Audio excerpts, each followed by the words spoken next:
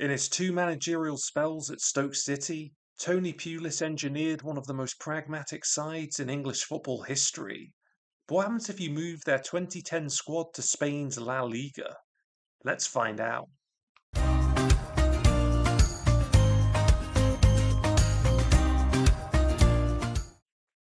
15 years ago, Stoke enjoyed an at the time highest finish in the Premier League, placing 11th in the table. I'm sure many of us will remember well, this wasn't a free-flowing side. During the entirety of the campaign, they'd find the back of the net just 34 times in the whole year. The man responsible for that very measured approach was Tony Pulis. In his two spells in northern Staffordshire, he'd coach over 460 games at the club, finishing with a win rate of 36%. At the heart of the side's defence will be Ryan Shawcross. The one-time England international played for 13 years with the Potters, accumulating 453 appearances along the way. One of Stoke's biggest weapons of this era were their throw-ins. In fact, during Tony Pulis' entire reign, the team scored at least 25 goals courtesy of Rory Delap's big launches into the opposition box. Whilst their fans definitely enjoyed this approach, visiting managers less so. Arsene Wenger famously once campaigned to have throw-ins banned after his side endured a calamitous defeat at the Britannia.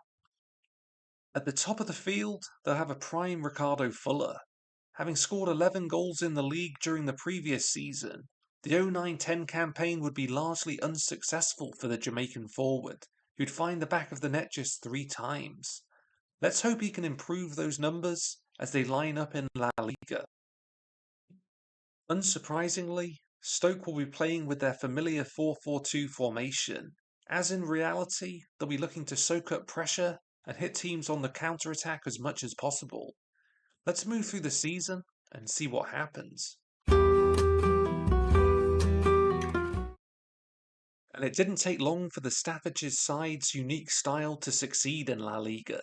After drawing the opening game to Tenerife, they'd enjoy a 3-0 victory on the road in Mallorca.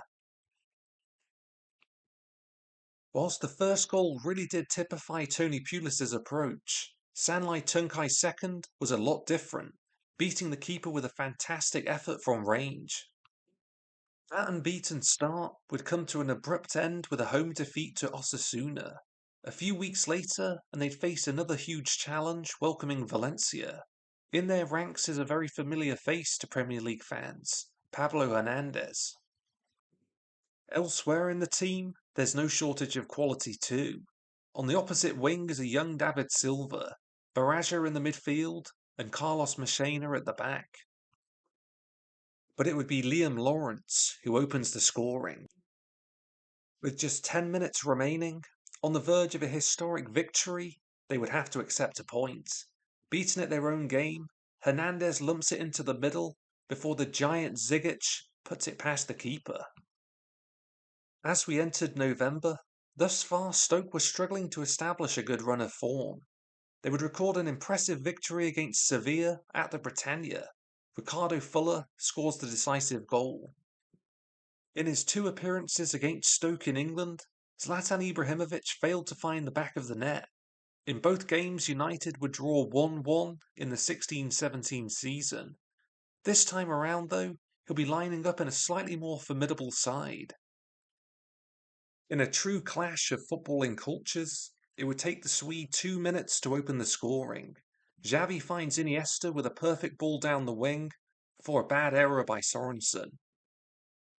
After creating the first, Iniesta would score the Catalans' third of the afternoon. Busquets plays a perfect ball to cut the defence apart before it's squared for a simple tap-in. Barcelona would eventually triumph 4-1, which wasn't a generous scoreline, as they outshot the hosts 22-3. As we approach the midway point of the season, the Potters are down in 16th position, avoiding the relegation places by a single point. Averaging less than a goal a game is a clear issue they're struggling with right now. To ensure survival, they're going to need some improvement. And that would arrive in the opening game of the new year. Ricardo Fuller breaks on the long ball and ensures a second victory of the season against Zaragoza. The Jamaican striker really hit a decent vein of form, scoring 4 goals in January and February. This one, an impressive strike from the edge of the box. With this renewed confidence, Real Madrid would be up next. This was Cristiano Ronaldo's first season in La Liga. In reality, he'd only managed 35 appearances, as he was affected significantly by injuries. Thus far in FM, he's remained largely healthy, contributing 37 goals and assists in 39 games. And it would be the Portuguese who opens the scoring, deflecting Esteban Granero's long-range strike past a helpless keeper. Gonzalo Higuain would add a second 20 minutes later. Raul, the creator, who engineers space before setting away the Argentine forward. In a totally lopsided affair, it would finish 3-0. Madrid displayed their dominance throughout, outpossessing their rivals 60-40. A month later, and Stoke would taste defeat again, this time to Atletico. Diego Forlan breaks in behind and ensures all 3 points to the capital. As the season drew to a close, the battle for survival remained relentless. Against Deportivo, it was a close encounter, but Tunkai would get the solitary goal. Matchday 38 would be played at San Mamés. Fuller would tie the score 2-2 with 15 minutes to go. But that scoreline would barely last 3 minutes. Some nice build-up in the midfield before Llorente gets in behind. The game would finish 3-2.